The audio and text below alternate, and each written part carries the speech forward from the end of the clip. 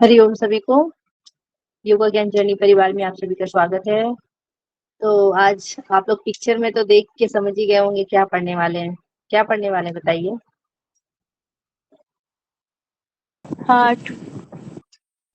तो आज हम लोग हार्ट देखने वाले हैं। उससे पहले हम पिछले क्लास में जो टॉपिक रह गए थे थोड़ा सा एक बार उसको देख लेते हूँ।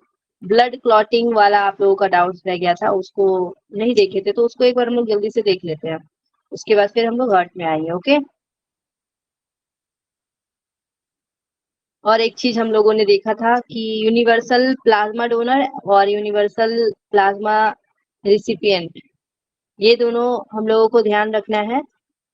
डोनर में हम लोग ओ पढ़े हैं ना, यूनिवर्सल अगर सिर्फ डोनर की बात पढ़ेंगे तो ओ होगा, ठीक है, ब्लड की बात करेंगे तो। और यूनिवर्सल रिसिपिएंट होगा तो वो आपका ए बी होगा।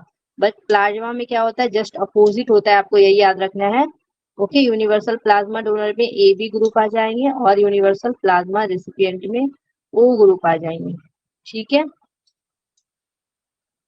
ये हो गया आप लोगों का क्लियर। अब हम लोग देखेंगे ब्लड क्लॉटिंग, कैसे हमारा ब्लड का थक्का जमता है। ओके, सबसे पहले आपको पता है कि ब्लड का थक्का कैसे जमेगा, जब तक आपको चोट नहीं लगेगा। तो अगर कहीं चोट लगता है तो सबसे पहले क्या होगा, ब्लीडिंग शुरू होगा। और ब्लीडिंग शुरू होने के तुरंत बाद जो है उसे रोकने के लिए क्या, कौन सी प्रक्रिया प्रारंभ होती है, तो होमोस्टेसिस की प्रक्रिया प्रारंभ होती है। ठीक है, होमोस्टेटिस स्टेसिस की प्रक्रिया, ये याद रखिएगा जो जो मैं पॉइंट अभी बताऊंगी। ठीक है, होमोस्टेटिस स्टेसिस कब प्रारंभ होती है, जब हमें चोट लगती है, जब ब्लड बहने लगता है तब। ओके, अगर हम लोग सबसे पहला चरण देखेंगे, यहाँ पे क्या होता है, वेसो कॉन्ट्रिक्शन होता है। ठीक है, वेसो कॉन्ट्रिक्शन यानी कि चोट लगने पर रक्त वाहिकाएं क्या हो जाती है, सिकुड़ जाती है। ओके, संकुचन हो जाता है, वो सिकुड़ जाती है, कॉन्ट्रैक्ट हो जाती है, ताकि रक्त का प्रवाह क्या हो सके, कम हो जाए। ठीक है, सबसे पहला क्या देखे थे हम लोग कि रक्तस्राव को रोकने के लिए कौन सी प्रक्रिया प्रारंभ होती है, तो हेमोस्टेसिस की प्रक्रिया प्रारंभ होती है। और इस प्रक्रिया में फर्स्ट चरण में क्या होता है, ये प्रक्रिया जो होता है इसे हम लोग वेसो कॉन्स्ट्रिक्शन कहते हैं। ठीक है, जहाँ पे क्या होती है, जो रक्त की वाहिकाएं होती है वो सिकुड़ जाती है और रक्त का प्रवाह क्या हो जाता है, कम हो जाता है। ओके, और इसी वेसो कॉन्ट्रिक्शन जो होता है इसे हम लोग वेसो कॉन्ट्रिक्शन बोलते हैं इसे ही। और ये क्या है, एक अस्थायी रूप से रक्तस्राव को कम करता है। ठीक है, टेम्पोररी रिड्यूस करता है ये ब्लीडिंग को। ओके, एंड नेक्स्ट क्या होगा, अब प्लेटलेट प्लग का निर्माण होगा, फॉर्मेशन होगा किसका, प्लेटलेट प्लग का। ओके, प्लेटलेट प्लग का फॉर्मेशन होगा, यानी कि जो रक्त कणिकाएं हैं, प्लेटलेट जो रक्त कणिकाएं हैं वो चोट वाली जगह पे क्या होगी, चिपकने लगती है। ओके, प्लेटलेट चिपकने लगती है। प्लेटलेट आपस में क्या होती है, जुड़कर एक अस्थाई प्लेटलेट प्लग बना देती है। ठीक है, बना लेती है उस स्थान पे एक अस्थाई, यानी कि टेम्पोररी क्या बनाएगी, प्लेटलेट प्लग बनाएगी।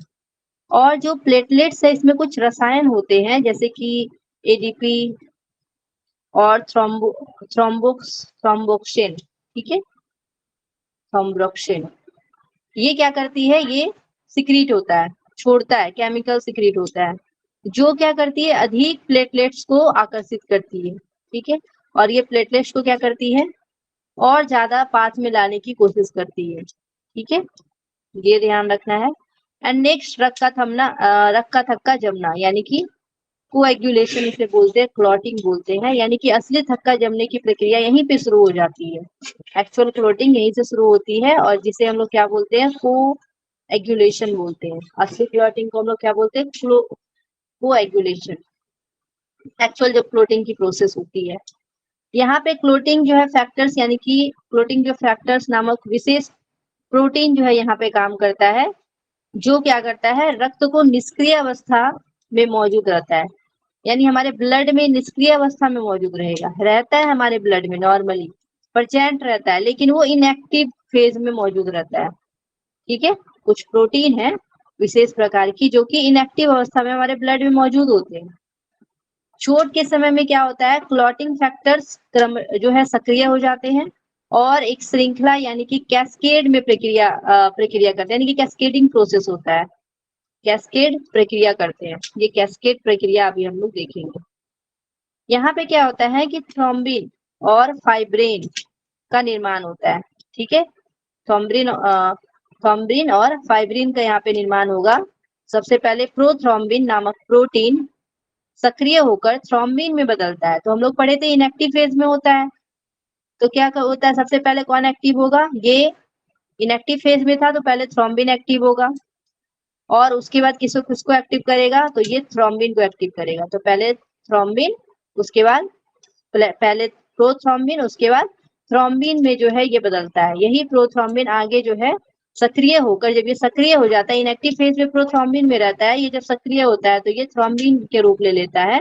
और थ्रोम्बिन फिर क्या करता है, फाइब्रिनोजेन नामक घुलनशील प्रोटीन को फाइब्रिन नामक अघुलनशील तंतु में बदल देता है। तो ये थ्रोम्बिन क्या करता है, फाइब्रिनोजेन जो हमारा प्रोटीन है उसको क्या करता है, वो प्रोटीन को फाइब्रिन नामक अघुलनशील तंतु में बदल देता है। इनसॉल्वेंट में बदलने का ये कार्य करता है। और ये फाइब्रिन जो है, ठीक है, सॉलिड बना रहा है ना, तो ये फाइब्रिन जो है ये तंतु प्लेट प्लग के चारों ओर जाल की तरफ फैल जाता है। ठीक है, टेम्पोररी रूप से वहां ब्लड वहां पहले तो सिकुड़ गया था, उसके बाद वहां पे जमा होने लगा था। तो ये जो प्लेट प्लग में हम लोग टेम्पोररी देख रहे थे कि वहां पे रुक गया है, तो ये फाइब्रिन क्या करता है, उसके चारों ओर जाल जैसा बना देता है। इस तरीके से जाल जैसा बना देता है, जाल जैसा बना देता है कि यहाँ से ब्लड पास हो ही ना पाए। इस तरीके से जाल जैसी संरचना बना देता है। ठीक है, फैल कर ये मौजूद क्या करता है, रक्त थक्का बना देता है। तो ये रक्त थक्का बना देता है। ओके, और रक्त थक्का का स्थिरीकरण और मरम्मत। ठीक है, तो यहाँ पे क्या होगा, क्लॉट स्टेब्लिश्ड हो जाएगा, यहाँ पे स्टेबलाइजेशन एंड रिपेयर। तो यहाँ पे फाइब्रिन नाम में फाइब्रिन जाल में क्या होता है, जो रेड ब्लड सेल है और जो प्लेटलेट्स है वो फंसकर थक्के को मजबूत बना देता है। तो जो भी आपके रेड ब्लड सेल है या प्लेटलेट्स है वो क्या करता है, वो थक्के को मजबूत बना देता है और कुछ समय के बाद जो है क्लॉट रिएक्शन होता है। क्या होगा, क्लॉट रिएक्शन, जिससे थक्का सिकुड़कर घाव के किनारे के पास लाता है। ठीक है, वो थक्का क्या होता है, सिकुड़कर घाव के किनारों को पास लाता है। इसके बाद घाव की मरम्मत शुरू होती है और अंत में थक्का खुलकर हट जाता है। तो वो जो खट्टी जैसी जो जमा हो जाती है ना, उसकी यहाँ पे बात की गई है। और बाद में वो धीरे धीरे ठीक होके वो पूरा आपका ठीक भी हो जाता है। तो सबसे पहले वेसो कॉन्ट्रिक्शन हुआ था। ठीक है, उसके बाद दूसरा क्या हुआ था, प्लेटलेट प्लग फॉर्मेशन हुआ था एंड कोएगुलेशन और फाइब्रिन का निर्माण हुआ था। ठीक है, तो इस प्रोसेस के थ्रू आपका ब्लड क्लॉट हुआ। ओके, क्लियर है ये सभी को, बताइए। अब एक तरीके से और भी हम लोग देखेंगे, ये जो प्रोसेस होता है ना, ब्लड क्लॉटिंग की जो प्रोसेस होती है 4 मिनट का होता है। ठीक है, 4 मिनट। ओके, और इस कई चरण में, जैसे कि हम लोग आगे भी देखें, लेकिन इसको और एक शॉर्ट तरीके से देखेंगे। सबसे पहले हमारा थ्रोम्बोसाइट, यानी जो प्लेटलेट है ना, प्लेटलेट सबसे पहले वही काम करता है। तो प्लेटलेट का कौन सा भाग, थ्रोम्बोसाइट। ठीक है, प्लेटलेट का भी कौन सा नाम याद रखिएगा, जो थ्रोम्बोसाइट है वो किसके संपर्क में आता है, एयर के संपर्क में आता है। सबसे पहले जब कट लगा आपके हाथ में तो आपके जो थ्रोम्बोसाइट है यानी जो प्लेटलेट है वो एयर के कॉन्ट्रैक्ट में आएगा और क्या बनाएगा, थ्रोम्बोप्लास्टिन।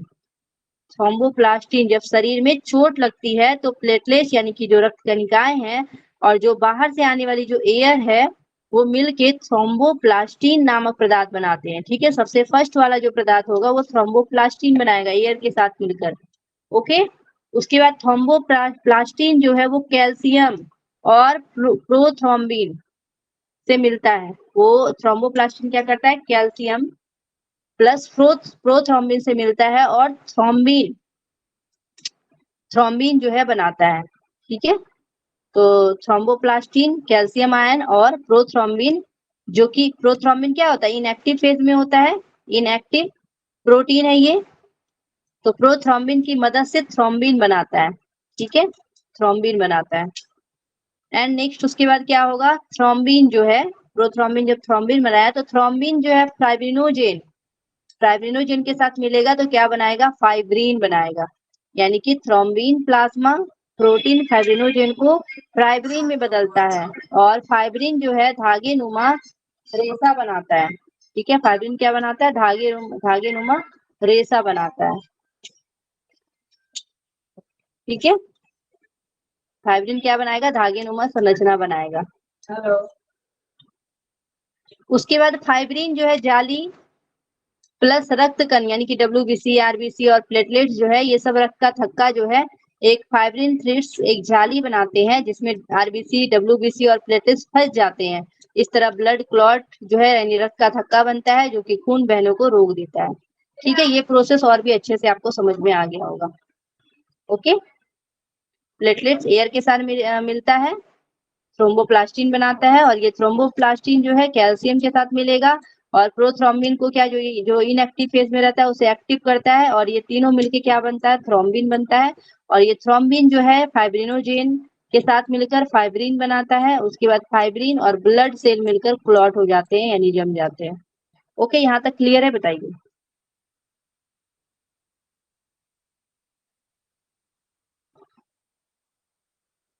यहाँ तक हो गया, अब हम लोग पढ़ेंगे हार्ट के बारे में। ओके, सर्कुलेटरी सिस्टम के बारे में देखेंगे। हार्ट और भी दूसरे पिक्चर में देखिए, इसके चारों ओर भी हार्ट के ऊपर भी क्या है, आपको रक्त की नलिकाएं दिख रही होंगी। ये सारे चीज को हम लोग देखेंगे किस प्रकार फंक्शन करता है। ये तो केकड़ा जैसा दिख रहा है ना।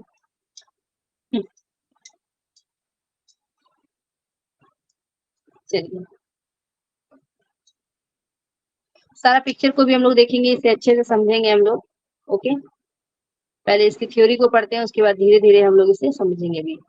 तो सबसे पहले हम लोग सर्कुलेटरी सिस्टम देख रहे हैं। ओके, रक्त परिसंचरण तंत्र या फिर सर्कुलेटरी सिस्टम इसे बोलते हैं हम लोग। और ये जो है हमारे शरीर का ऐसा तंत्र है जहाँ पे रक्त हो या फिर पोषक तत्व हो, ऑक्सीजन हो या हार्मोन हो, ये शरीर के सभी हिस्सों तक पहुंचता है। ठीक है, यानी कि सर्कुलेटरी सिस्टम के द्वारा ही जो है, परिसंचरण तंत्र के द्वारा ही हमारा ट्रांसपोर्ट होता है ब्लड का, न्यूट्रिएंट्स का, ऑक्सीजन का, हार्मोन्स का बॉडी के प्रत्येक पार्ट में। ठीक है, और साथ में रिमूव होता है हमारा वेस्ट प्रोडक्ट। ओके, अगर हम लोग इसको देखेंगे तो इसे दो भागों में हम लोग बांटते हैं, डिवाइड करते हैं इसे हम लोग दो मेन पार्ट्स में। पहला हमारा हार्ट हो गया और दूसरा हमारा ब्लड वेसल्स हो गया। ठीक है, पहला हार्ट और दूसरा ब्लड वेसल्स। जब हम लोग हार्ट की बात कर रहे हैं, पिक्चर में हम लोगों ने हार्ट देखा है, तो हार्ट के बारे में देखेंगे। सबसे पहले इसका लोकेशन क्या है, साइज क्या है, वो हमें जानना जरूरी है।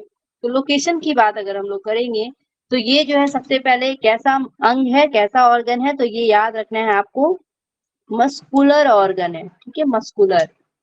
उसके साथ ही आपके कहाँ पे स्थित है, तो आपके छाती में, थोरैक्स के मध्य यानी कि मीडिया स्टर्नम नामक स्थान में स्थित होता है। ठीक है, मीडिया स्टर्नम। उसके साथ इसकी आकार देखेंगे तो कॉनिकल आकार की होती है, कोणीय जैसी संरचना होती है, शंक्वाकार जैसी संरचना होती है।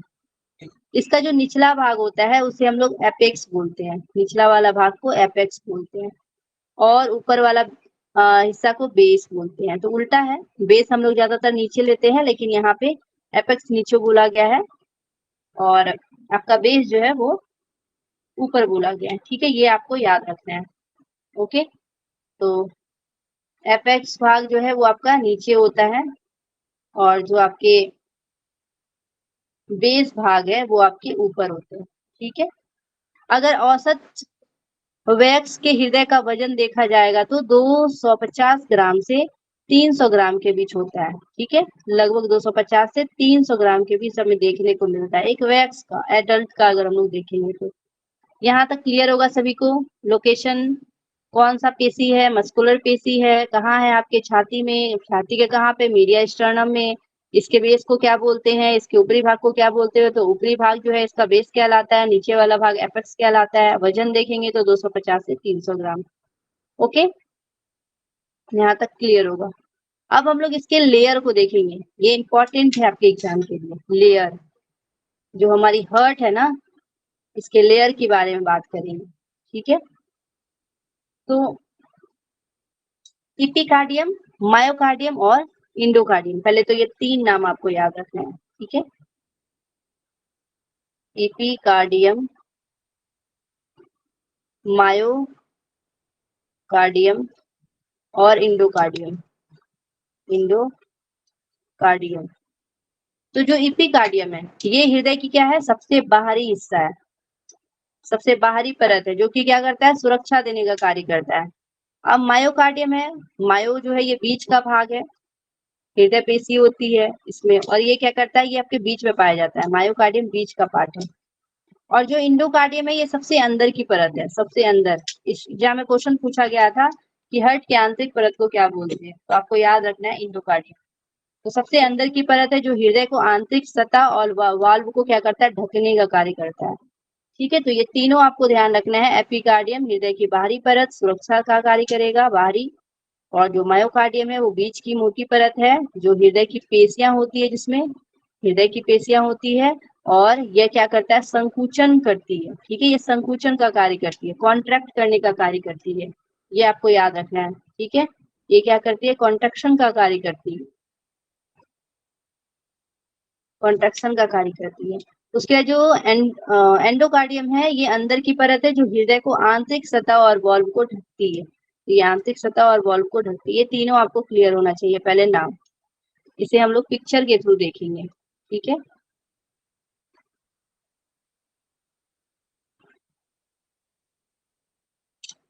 यहाँ देखिए आप पिक्चर, पेरिकार्डियम दिख रहा होगा आपको, ये वाला देखिए, पहला वाला पिक्चर क्या है, पेरिकार्डियम को दर्शा रहा है। ठीक है, और जो दूसरा है वो पेरिकार्डियम कैविटी है, देखिए बीच में खाली स्थान दिख रहा है आपको, इसको हम लोग पेरिकार्डियक कैविटी के नाम से जानते हैं। यहाँ पे सीरस फ्लूइड होता है, ठीक है, सीरस फ्लूइड होता है।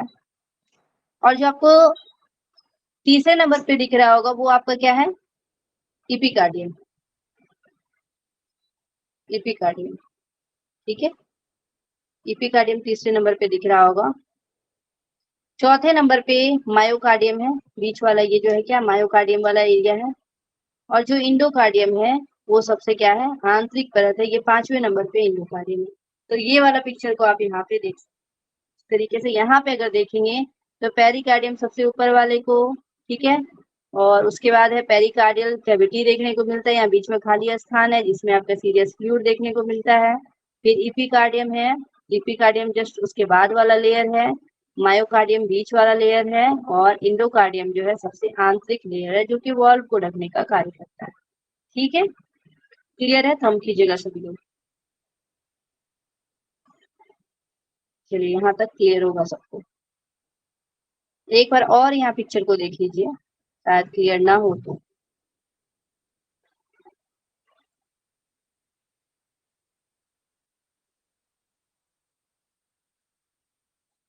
देखिए पेरिकार्डियम कैविटी, ये पेरिकार्डियम कैविटी को दिखा रहा है, ये आपके एपिकार्डियम है, और बीच वाले आपके मायोकार्डियम। ठीक है, पिछले वाला ही पिक्चर सही था, इसको रहने दीजिए, वो ज्यादा बेटर था। यहाँ देख सकते हैं मायोकार्डियम बीच वाला, ये एपिकार्डियम है, और यहाँ पे इंडोकार्डियम। ठीक है, चलिए अब हम लोग देखते हैं, आगे बढ़ते हैं उससे, उसके बाद जहां जहां पिक्चर की जरूरत होगी वहां पे मैं आप लोगों को पिक्चर दिखाऊंगी। ठीक है, ये हम लोगों ने देख लिया है, अब आगे देखते हैं। जो आपकी हृदय की झिल्ली है, हार्ट की जो झिल्ली है उसे क्या बोलते हैं, तो हृदय की झिल्ली जो है उसे पेरिकार्डियम बोलते हैं, पेरिकार्डियम। और ये पेरिकार्डियम नामक क्या है, दोहरी झिल्ली है। ठीक है, याद रखना है, दोहरी, डबल लेयर है ये, double layer membrane, double layer membrane है, जिसे हम लोग क्या बोलते हैं, पेरिकार्डियम बोलते हैं। अभी जस्ट देखे भी थे हम लोग पेरिकार्डियम। ठीक है, डबल लेयर मेम्ब्रेन जिसे हम लोग पेरिकार्डियम बोलते हैं। इसमें दो परतें होती है, एक फाइब्रस पेरिकार्डियम होता है और एक सीरस पेरिकार्डियम होता है। ठीक है, फाइब्रस और सीरस, फाइब्रस और सीरस पेरिकार्डियम अभी हम लोग देखे भी थे, जो कैविटी वाला एरिया था वहां पे सीरस देखने को मिलता है। तो इसमें जो है बीच में थोड़ी मात्रा में द्रव होता है जिसे पेरिकार्डियल फ्लूइड भी बोलते हैं हम लोग। ठीक है, पेरिकार्डियल फ्लूइड जो कि हृदय को घर्षण से बचाता है, तो ये क्या करने का कार्य करता है, घर्षण से बचाने का कार्य करता है, प्रोटेक्ट करता है हार्ट को। ठीक है, फ्रिक्शन से बचाने का कार्य करता है। ये आपको यहाँ पे ध्यान रखना है। तो ये जो है डबल लेयर्ड क्या होता है, डबल लेयर्ड मेम्ब्रेन होता है, जो कि सबसे ऊपरी वाली हृदय के जो है पेरिकार्डियम नामक झिल्ली, दोहरी झिल्ली जो है ढकती है किसको, हार्ट को। अब नेक्स्ट हम लोग देखेंगे जो मेन चीज अब शुरू हो रही है, जो कि आप लोगों को, बाकी लोगों को पता भी होगा, नहीं भी पता होगा तो हम लोग यहाँ पे सीखेंगे, इसे अच्छे से देखेंगे। ठीक है, सबसे पहले यहाँ हम लोग देखते हैं, उसके बाद आपको पिक्चर में भी दिखाएंगे इसके बारे में। तो हम लोग देखेंगे जो हमारी हृदय है उसमें कितनी चैम्बर हमें देखने को मिलता है। तो आपको यहाँ याद रखना है कि हमारे हार्ट में 4 चैम्बर होते हैं। ठीक है, 4 चैम्बर, 4 चैम्बर होते हैं हमारे हार्ट में। इस तरीके से आपके हार्ट में जो है 4 चैम्बर होते हैं। ओके, जो हमारा इधर आपके राइट साइड होते हैं, इधर लेफ्ट साइड होते हैं। ठीक है, लेफ्ट। तो जो इस साइड है इसे हम लोग ऊपर वाला को हम लोग एट्रियम बोलते हैं। ऊपर वाला को क्या बोलेंगे, एट्रियम। ठीक है, ये याद रखिएगा, पहले मैं जो बता रही हूँ। ऊपर वाला को एट्रियम और नीचे वाला को बोलते हैं वेंट्रिकल। ठीक है, वेंट्रिकल। तो ऊपर वाला लेयर जो दो को ऊपर में देखने को मिलेगा, इसे हम लोग क्या बोलेंगे, एट्रियम, और नीचे वालों को बोलेंगे वेंट्रिकल। ओके, शायद ये पिक्चर अच्छे से क्लियर नहीं होगा आप लोगों को, दूसरा देखिए। ठीक है, एक और हट बना देती हूँ, आप लोगों वाला ही हट बनाती हूँ। ठीक है, तो हम लोग जब देख रहे हैं ये आपका राइट साइड है और ये लेफ्ट साइड है, तो जो राइट साइड वाला जो सबसे ऊपर में, आपको पता है ऊपर वाला पार्ट को एट्रियम, अभी जस्ट ऊपर बताएंगे कि ऊपर वाला पार्ट आपका एट्रियम कहलाता है और नीचे वाला वेंट्रिकल कहलाता है। ठीक है, तो यहाँ पे राइट साइड है तो क्या हो जाएगा, राइट एट्रियम हो जाएगा। ओके, ये लेफ्ट साइड है तो क्या हो जाएगा, लेफ्ट एट्रियम हो जाएगा। अब वेंट्रिकल देखते हैं, आपके राइट साइड वेंट्रिकल है तो क्या हो जाएगा, राइट वेंट्रिकल, और लेफ्ट साइड है तो लेफ्ट वेंट्रिकल। ठीक है, चलिए ये क्लियर है, 4 चैम्बर आपको समझ में आ गया, right atrium, right ventricle, left atrium, left ventricle. ठीक है, ये क्लियर होगा। इसको हिंदी में बोलते हैं अलिंद, ऊपर वाला को बोलते हैं अलिंद, अलिंद, नीचे वाला को बोलते हैं नीलय। इसको जैसे याद रखना है याद रखना। ठीक है, यहाँ तक क्लियर होगा। अब यहाँ पे कुछ बातें और है कि जो राइट साइड के फेफड़े की जो रक्त होती है ना, रक्त भेजता जो है, जो हमारा दायां हिस्सा होता है, राइट साइड होता है, वो फेफड़े की ओर रक्त भेजता है। क्या करता है, राइट साइड वाली जो है ना, कहाँ भेजता है ये ब्लड को, तो ये लंग्स के पास भेजता है। कहाँ भेजेगा ये राइट साइड वाला, ये दोनों राइट साइड वाला लंग्स के पास भेजता है। ठीक है, लंग्स के पास। जबकि बायां साइड वाला क्या करता है, ये जो है ये पूरे शरीर में भेजता है। ये बायां साइड वाला का क्या काम है, शुद्ध रक्त को पूरे शरीर में भेजने का कार्य करता है। ठीक है, पूरे बॉडी में, होल बॉडी, इंटायर बॉडी। ठीक है,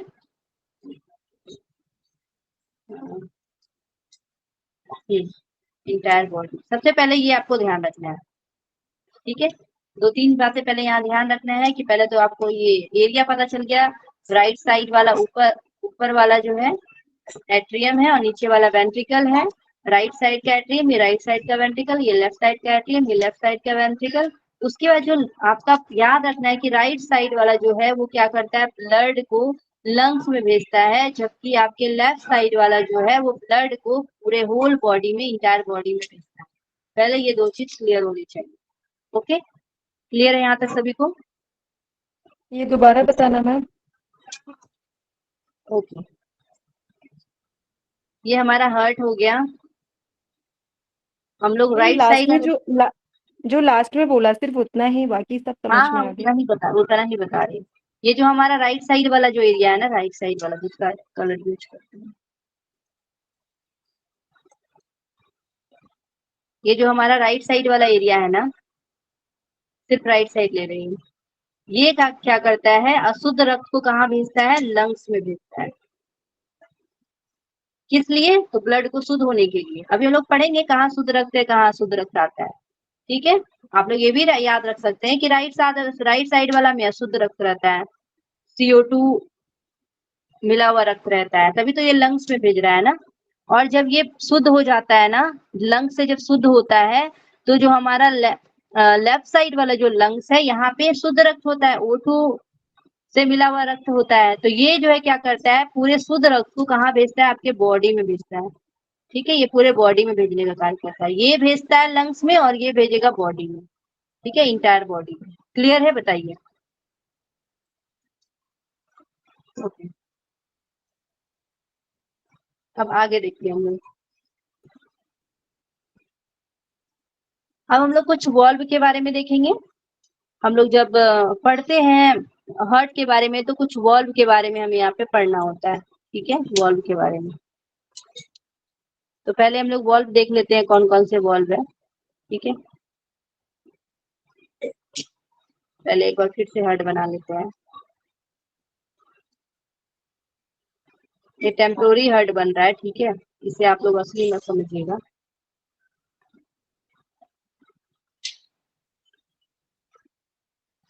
ओके,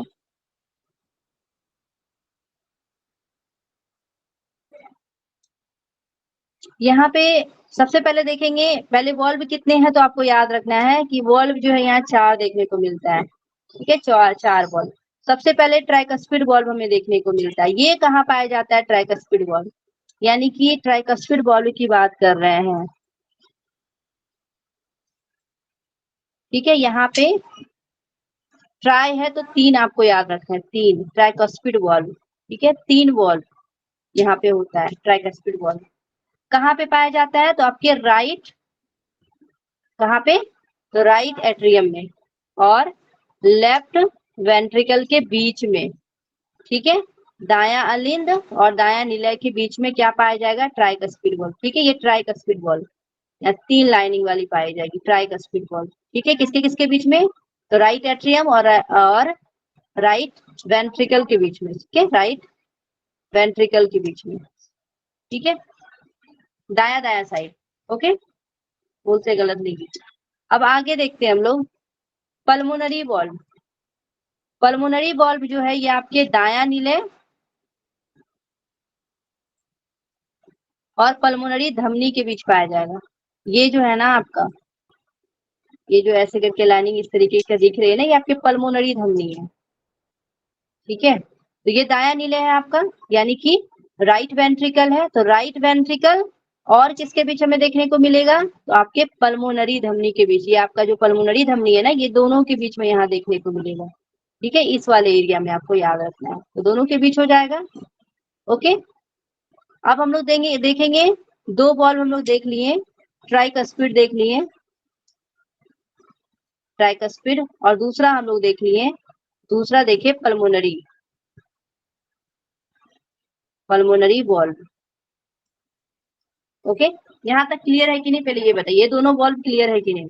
जैसे यहाँ से ये पल्मोनरी और ये नीचे वाला आपका क्या है, राइट वेंट्रिकल वाला एरिया है।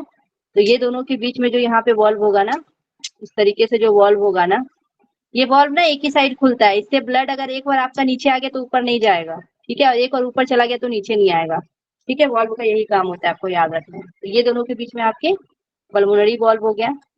अब नेक्स्ट हम लोग देखेंगे मिट्रल वॉल्व के बारे में। ठीक है, मिट्रल वॉल्व, इसे हम लोग दूसरे नाम से जानते हैं बाइकस्पिड वॉल्व।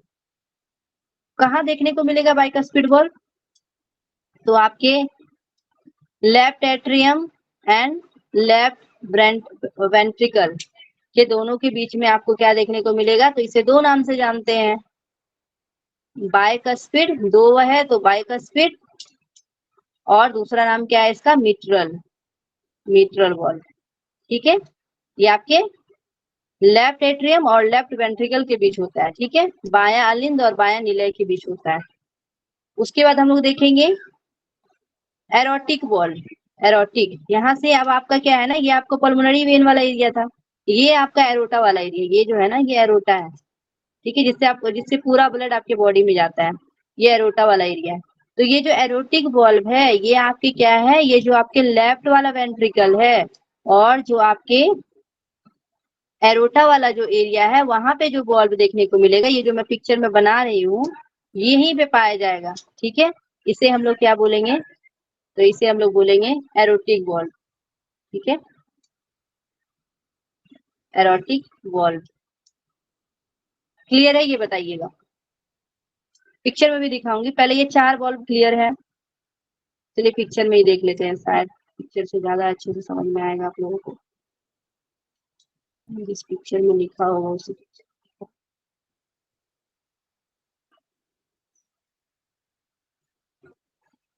देखिए यहाँ पे, यहाँ अच्छे से आपको दिख रहा है। ठीक है, पिक्चर में जो है ना, ये एरिया थोड़ा नीचे दिखा दिया गया, इसको ऊपर जाने वाली चीजें यहाँ पे देखिए।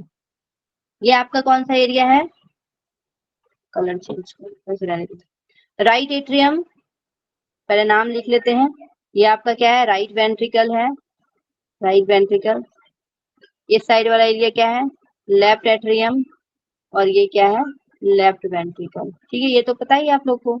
अब जो आपके राइट एट्रियम और राइट वेंट्रिकल के बीच में पाया जाएगा उसको क्या बोलेंगे, ट्राइकस्पिड वॉल्व। ठीक है, जो आपके राइट वेंट्रिकल और पल्मोनरी आर्टरी के बीच में पाया जाएगा उसे हम लोग पल्मोनरी वॉल्व बोलेंगे। ठीक है, pulmonary valve. Okay, right ventricle और पल्मोनरी आर्टरी के बीच में पाया जाएगा उसे हम लोग पल्मोनरी वॉल्व बोलेंगे।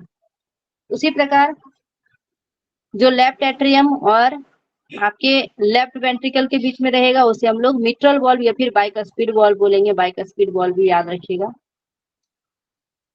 और उसी प्रकार जो हमारे लेफ्ट वेंट्रिकल और एरोटा के बीच में रहेगा उसे हम लोग एरोटिक वॉल्व बोलेंगे। ठीक है, एरोटिक वॉल्व। समझाने के लिए नीचे दिखा दिया गया एरिया। ठीक है, तो ये क्या करता है, ये बॉडी से लेता है ब्लड को वेना कावा के थ्रू, लंग्स में भेजता है। यहाँ लंग्स में जा रहा है, अभी जस्ट हम लोग पढ़े थे ना कि राइट साइड वाला क्या करता है, लंग्स में भेजता है।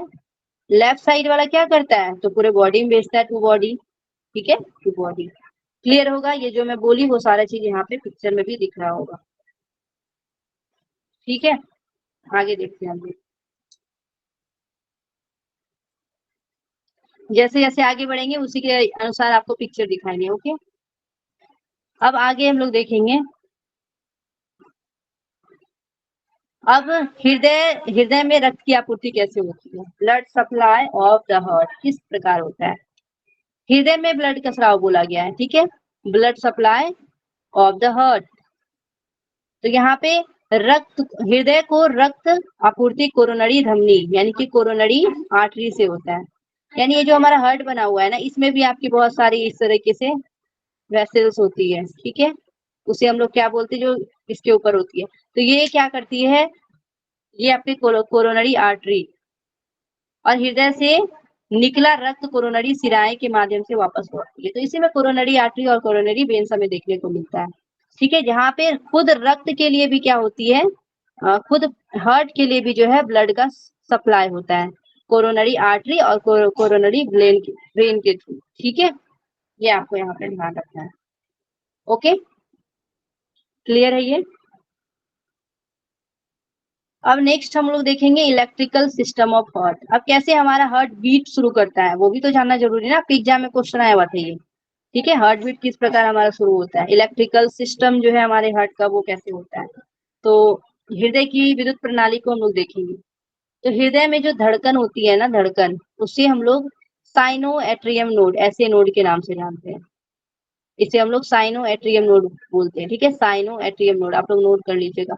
साइनो एट्रियम नोड से शुरू होता है, और इसे हम लोग क्या बोलते हैं, प्राकृतिक पेस मेकर बोलते हैं। ठीक है, प्राकृतिक पेस मेकर, यानी कि ये हमारा ब्रेन से डायरेक्टेड कनेक्टेड होता है, और इसी में सबसे पहले आपकी क्या होती है, सब यहीं से आपको सूचना मिलती है कि अब आपके हार्ट को क्या करना है, धड़कना है। ठीक है, हार्ट यहीं से काम करना शुरू करती है। तो इसे हम लोग क्या बोलते हैं, साइनो एट्रियम नोड। यहाँ से क्या होती है, आपके धड़कन जो है, हृदय की धड़कन साइनो एट्रियम नोड से शुरू होती है, आपको याद रखना है। और इसे हम लोग क्या बोलते हैं, तो प्राकृतिक पेसमेकर, नेचुरल पेसमेकर के नाम से जानते हैं। पेसमेकर बोलते हैं जिसका हार्ट नहीं धड़कता उसको पेसमेकर के थ्रू, इलाज के थ्रू धड़काया जाता है ना, तो इसको नेचुरल पेसमेकर बोलते हैं। ऑटोमेटिक हमारे बॉडी में होती है ये। ठीक है, इसके बाद आवेग जो है एट्रियोवेंट्रिकल नोड, आवेग फिर कहाँ जाता है, वेंट्रिकुलर नोड में। फिर जो है बंडल ऑफ हिस, ये सारा जो है प्रोसेस याद रखिएगा, बंडल ऑफ हिस, और अंत में पुरकुंजे फाइबर, पुरकुंजे तंतु में पहुंचता है। ठीक है। और इस क्रम से हृदय जो है तालबद्ध तरीके से सिकुड़ता है और फैलता है, यानी कॉन्ट्रैक्ट करेगा और रिलैक्स करेगा, कॉन्ट्रैक्ट करेगा एंड रिलैक्स करेगा। ठीक है, तो ये प्रोसेस है। सबसे पहले क्या याद रखना है, ऐसे नोड, ऐसे नोड से क्या होगा, आपकी धड़कन यहाँ पे शुरू होगी, फिर धड़कना शुरू होता है। ठीक है, धड़कन, इसे हम लोग प्राकृतिक पेसमेकर बोलते हैं। उसके बाद जो है एवी नोड, एवी नोड जो है, एवी नोड, एवी नोड तक यहाँ ये आवेग कहाँ पहुंचता है, ये जो यहाँ से होती है ना, इस तरीके से समझ लीजिए आवेग कहाँ पहुंचा, ऐसे नोड से एवी नोड में पहुंचा। एवी नोड जो है किसको भेजता है, तो आपको bundle of his, bundle of his, और अंत में जो है पुरकिंजे फाइबर, पुरकिंजे फाइबर, फाइबर तक पहुंचता है। और इसके बाद क्या होता है, आपका हार्ट क्या होता है, कॉन्ट्रैक्ट करेगा, रिलैक्स करेगा, छोटा होगा बड़ा होगा। ठीक है, कॉन्ट्रैक्ट करेगा, रिलैक्स करेगा। ओके, ये प्रोसेस समझ में आया। ऐसे नोड तक आपकी धड़कनें जो है यहाँ से शुरू हुई, ये जो है सिग्नल कहाँ गया, एबी नोड के पास गया, एबी नोड किसके पास भेजा, बंडल ऑफ हिस के पास भेजा, बंडल ऑफ हिस पुरकिंजे फाइबर, और पुरकिंजे फाइबर में पहुंचते ही आपके हार्ट जो है वो कॉन्ट्रैक्ट एंड रिलैक्स करता है। ठीक है, लब डब करते हैं ना, वो तो ध्वनि निकलती है, उसे भी देखेंगे हम लोग। अब जो हम लोग परिसंचरण की प्रक्रिया को देखेंगे, किस प्रकार हमारा सर्कुलेशन की क्रिया होती है। ठीक है, सर्कुलेशन की क्रिया, पल्मोनरी सर्कुलेशन, यहाँ पे क्या बोला गया है कि दायां जो हृदय है, दायां हृदय से फेफड़े तक और वापस। तो ये जो पल्मोनरी सर्कुलेशन होता है ना, ये आपका क्या होता है, आपके राइट वाले हार्ट से ये शुरू होता है और फेफड़े तक जाता है। ये साइड वाला हम लोग देखे थे ना, राइट वाला हार्ट वाला एरिया। ठीक है, ये फेफड़े तक जाता है बस। और सामान्य परिसंचरण देखेंगे, सिस्टमेटिक सर्कुलेशन, तो बायां हृदय से पूरे शरीर तक और वापस। सिस्टेमिक, सामान्य सिस्टेमिक सर्कुलेशन, सिस्टेमिक सर्कुलेशन में बायां साइड से जो है पूरे आपके बॉडी में जाता है ब्लड। कोरोनरी परिसंचरण में क्या होता है, कोरोनरी सर्कुलेशन में हृदय की अपनी रक्त आपूर्ति होती है। कोरोनरी में भी जस्ट बताया कि हृदय की अपनी ब्लड आपूर्ति होती है। तो यहाँ दो चीजें आपको याद रखना है कि पल्मोनरी सर्कुलेशन आपका राइट साइड में होता है, पल्मोनरी सर्कुलेशन। ठीक है, एंड जो आपकी सिस्टेमिक, सिस्टेमिक जो आपका सर्कुलेशन होता है, ये आपके बाएं हृदय से आपके शरीर तक होकर वापस आता है, और ये आपके दाएं हृदय से फेफड़े तक और वापस आता है। ठीक है, ये आपको ध्यान रखना है। ओके, क्लियर है यहाँ तक? बहुत धीरे धीरे हम लोग आगे बढ़ रहे हैं समझते हुए पूरे, कहीं भी दिक्कत नहीं आना चाहिए। नेक्स्ट हम लोग देखेंगे हार्ट साउंड। आप लोगों को पता है लब डब, यहाँ लूप डब लिखा है, लब डब याद रखना। ठीक है, लब डब, लब डब। तो लब कब होगा और डब कब होगा? ठीक है, एंट्रियो वेंट्रिकुलर जो वॉल्व होता है ना, ट्राइकस्पिड वॉल्व और मिट्रल वॉल्व के बंद होने से होता है। ठीक है, एंट्रियो वेंट्रिकुलर वॉल्व जो है, जिसमें आपके ट्राइकस्पिड वॉल्व, आपके जैसे कि ये हो गया ना, यहाँ ट्राइकस्पिड वॉल्व था और यहाँ बाइकस्पिड वॉल्व था। ठीक है, था ना इस तरीके से। तो ये जो ट्राइकस्पिड वॉल्व है और जो आपके मिट्रल वॉल्व है यानी बाइकस्पिड जो वॉल्व है, जब ये क्या होता है, जब ये बंद हो जाएगा, जब ये क्या हो जाएगा, बंद हो जाएगा, बंद होगा तो क्या होगा, लब की ध्वनि आएगी। क्या आएगा, लब। और उसके बाद क्या है, सेमुलेशन वॉल्व, सेमुलेशन वॉल्व यानी कि पल्मोनरी और अरोटा। जैसे हम लोग यहाँ पढ़े थे ना, इस तरीके से एक आपका पल्मोनरी, इस तरीके से अरोटा हम लोग पिक्चर में देखे थे निकला हुआ है। तो जब यहाँ की वॉल्व बंद होती है ना, जब यहाँ की वॉल्व बंद होती है, तो हम लोग इसे क्या बोलेंगे, इसे हम लोग बोलेंगे डब। ठीक है, तो इसे हम लोग क्या बोलेंगे, semi lunar valve, semi lunar valve. ठीक है, सेमी लूनर वॉल्व। और इसे हम लोग क्या बोले थे, एट्री वेंट्रिकुलर वॉल्व। तो ये जब दोनों बंद होता है ना, जब हमारा ये वाला बंद होता है, ट्राइकस्पिड बाइकस्पिड यानी मिट्रल वॉल्व, तो लब की ध्वनि आती है। और जब हमारा पल्मोनरी और एरोटिक वाले वॉल बंद होते हैं तो डब की आवाज आती है। ठीक है, लब डब। क्लियर है, बताइए। ओके, मीनाक्षी जी आती जी, जोशना जी, कुमारी रंजू जी, हेमलता जी। ठीक है, अब हम लोग देखेंगे सर्केडियक साइकिल। ठीक है, सॉरी कार्डियक, गलती बोली, कार्डियक साइकिल, जिसे हम लोग हृदय चक्र भी बोलते हैं, कार्डियक साइकिल भी बोलते हैं। अब यहाँ पे हम लोग क्या देखेंगे, हृदय की जो चक्र है ना वो 2 चरणों में होता है। यानी कि हमारा जो कार्डियक साइकिल होता है वो कितने साइकिल में होता है, कितने फेज में होता है, तो 2 फेज में होता है। ये भी याद रखना है, कितने फेज में, तो 2 फेज। एक होता है आपका सिस्टोल, सिस्टोलिक बोलते हैं, और एक होता है आपका डायस्टोल। ठीक है, डायस्टोल। तो जो सिस्टोल होगा ना, आपके जो वेंट्रिकल है ना, वेंट्रिकल का जब संकुचन होता है, जब नीचे वाला जो होता है ना, ये नीचे वाला, ये जो नीचे वाला का जब क्या होगा, सिकुड़ेगा, संकुचित होकर, यानी कि जब निलय संकुचित होकर रक्त बाहर भेजता है, ठीक है, संकुचित होकर रक्त को बाहर भेजेगा, तो क्या होगा, सिस्टोल की क्रिया होगी, सिस्टोल की क्रिया होगी। और जब हृदय शिथिल होकर, रिलैक्स होकर, शिथिल मतलब रिलैक्स, जब हमारे हार्ट शिथिल होकर यानी रिलैक्स होकर रक्त भेजता है, जब हमारा हार्ट भेजेगा ना शिथिल होकर रक्त, तो उसे क्या बोलेंगे, उसे हम लोग डायस्टोल बोलेंगे। ठीक है, यानी जब हार्ट भेजने का कार्य करेगा तो उसे डायस्टोल बोलेंगे। यानी एक सामान्य व्यक्ति के हृदय में लगभग 72 बार प्रति मिनट धड़कता है। 1 मिनट में कितना बार धड़केगा, 1 मिनट में हमारा ब्लड, हमारा हार्ट 72 बार, 72 बार। ठीक है, 1 मिनट में कितने बार धड़कता है, याद रखिएगा, 72 बार। और जब एक बार जो है ना, एक बार में कितना ब्लड पंप होता है, तो 70 ml, 70 ml ब्लड पंप होता है एक बार में। या 1 मिनट नहीं लिखी हुई, यहाँ 72 बार की बात है ना, तो वैसे ही मैं बोल रही हूँ। 72 बार में से एक बार में 72 ml ब्लड क्या होता है, आपका पंप होता है। ठीक है, यानी कि आप लोग पढ़े हैं ना कि 5 लीटर 5.5 लीटर ब्लड होते हैं हमारे बॉडी में, तो 5 लीटर ब्लड तो एकाएक तो नहीं ना होगा, पंप नहीं होगा ना, तो एक बार में 70 ml ही ब्लड क्या होता है, पंप होता है, एक बार में 70 ml ही होता है। यानी कि पूरे अगर हम लोग 1 मिनट में देखेंगे ना, तो कितना जो है आपका ब्लड, यानी 72 इंटू 70 ml करेंगे, तो लगभग जो है आपके 5 ml आ जाएंगे। ठीक है, ओके, 14 यहाँ हो गया, 749 150। ठीक है, तो इस तरीके देखेंगे तो यहाँ पे आपके लगभग 5 लीटर आपके ब्लड क्या हो जाते हैं, पंप हो जाते हैं। तो इस तरीके से आपका ब्लड पंप होता है सिस्टोल और डायस्टोल। ठीक है, 72 बार प्रति मिनट हमारा क्या होता है, हार्ट धड़कता है। ठीक है, क्लियर है यहाँ तक।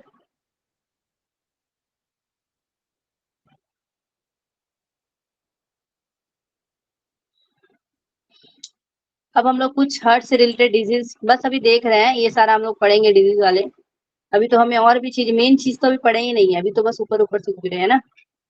Coronary artery disease, coronary artery यानी कि कोरोनरी जो हमारा हार्ट का जो, कोरोनरी आर्टरी किसको बोलते हैं, कोरोनरी पहले बताइए किससे बोलते हैं, किसके लिए ये ब्लड का सप्लाई करता है, ये कोरोनरी आर्टरी हो या कोरोनरी हार्ट वेन के हो, लिए, तो हार्ट हार्ट के के लिए लिए करता है।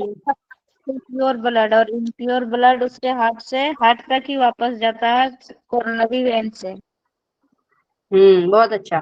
तो कोरोनरी आर्टरी हो या वेन हो, ये आपके हार्ट के लिए जो है ब्लड का सप्लाई करता है, और इसी के आर्टरी में अगर प्रॉब्लम आ जाए तो उसे क्या बोलेंगे, कोरोनरी आर्टरी डिजीज। ठीक है, कोरोनरी आर्टरी डिजीज बोलेंगे, सीएडी। कभी कभी एग्जाम में सीएडी भी लिखा रहता है। ठीक है, तो याद रखिएगा, इसको हम लोग अच्छे से यूनिट 8 में पढ़ने वाले हैं। उसके बाद हार्ट अटैक, मायोकार्डियक जो है इन्फेक्शन हो जाता है, हार्ट अटैक यानी मायोकार्डियक, जो हम लोग दूसरा वाला लेयर था ना मायोकार्डियक वाला, उसमें इन्फेक्शन आएगा तो क्या होगा, हार्ट अटैक होगा। ठीक है, ये याद रखना है। एंड आपके जो हार्ट में विफलता यानी हार्ट फेल्योर हो जाएगा। ठीक है, यहाँ पे आपके हार्ट अगर रुक जाते हैं। उसके साथ ही एरिदमिया, एरिदमिया में क्या होता है, असामान्य धड़कन, जैसे मेन धड़कना चाहिए वैसे धड़कता नहीं है। उसके बाद वॉल्व रोग, यानी कि जो वॉल्वुलर डिजीज है, यानी कि वॉल्व हम लोग पढ़े ना, अगर उस वॉल्व में प्रॉब्लम आ जाए, अगर ऊपर से नीचे ब्लड आ ही ना तो भी तो प्रॉब्लम होगा ना। तो ये सारे प्रॉब्लम हमें देखने को मिलता है। ओके, कौन कौन? कोरोनरी आर्टरी डिजीज, कैड, उसके बाद मायोकार्डियक इन्फेक्शन एंड आपके हार्ट फेल्यूर, उसके बाद आपके एरिदमिया और वल्व रोग। ठीक है, यहाँ तक हम लोग अच्छे से पढ़ लिए हैं। अब हम लोग आगे देखेंगे कैसे हमारा ब्लड का सर्कुलेशन हमारे हार्ट में होता है। और इससे पहले आप लोग ये पढ़े थे ना किडनी में, वहां पे भी हम लोग ब्लड के शुद्धिकरण की बात किए थे। आप यहाँ बता सकते हैं कि वहां और यहाँ में क्या डिफरेंस है? कोई भी? यहाँ क्या हो रहा है, वहां पे क्या हो रहा था? एनीवन? मैम यहाँ पे डिफ्यूजन गैसेस जो होती है ना उसमें आवाज फंस रही है, एक बार फिर से रिपीट कीजिएगा, आवाज आपकी फंस रही है। मैम हार्ट में गैसेस का जो होता है CO2 होता है और O2 उनके बीच का एक्सचेंज होता है लंग्स के जरिए। वहाँ पे प्यूरिफिकेशन होता है। O2 होता है, पहले CO2 ऑक्सीजनेटेड ब्लड जो है CO2 वाला वो लंग्स में जाएगा, फिर वहाँ से वापस आएगा हार्ट में प्योर होके O2 के साथ, और फिर वो पूरी बॉडी में सर्कुलेट होगा। ये हार्ट में होता है। किडनी में मैम वो ऑक्सीजनेटेड ब्लड O2 वाला ही जाता है, लेकिन उसके अंदर कुछ इम्प्योरिटीज होती हैं अन्य प्रकार की, लाइक यूरिया, वो सब जो हमने पढ़ी थी। कुछ अदर इम्प्योरिटीज होती हैं जो ब्लड के अंदर पाई जाती हैं, वो फिल्टर होती हैं हमारी किडनी के अंदर। वहाँ ये डिफरेंस है दोनों। बहुत अच्छा बताया आपने। तो हम लोग को यही ध्यान रखना है ना कि जो आपके लंग्स में हम लोग क्या करते हैं, यहाँ पे प्यूरिफिकेशन होता है आपके ब्लड का। प्यूरिफिकेशन, वहां भी प्यूरिफिकेशन की बात कर रहे थे, पर यहाँ गैस किसके थ्रू होता है? तो यहाँ पे आपके गैसों का शुद्धिकरण होता है। ठीक है, ये गैस से जुड़ा हुआ है लंग्स में आपका, यानी कि CO2 और O2, बस यहीं पे एक्सचेंज होता है आपके। यानी कार्बन डाइऑक्साइड अगर अधिक है तो उसको ऑक्सीजन यहाँ पे जो है आपके क्या करता है, हार्ट से फेफड़ों तक जाता है, और कार्बन डाइऑक्साइड अधिक होता है और फिर यहाँ ऑक्सीजन कम होता है। ये सारी क्रियाएं होती है। ठीक है, गैसों का आदान प्रदान वाला क्रियाएं हम लोग यहाँ पे देखेंगे। ओके, लेकिन जब हम लोग किडनी में देखे थे ना, तो किडनी में वेस्ट प्रोडक्ट और साथ में फ्लूइड बैलेंस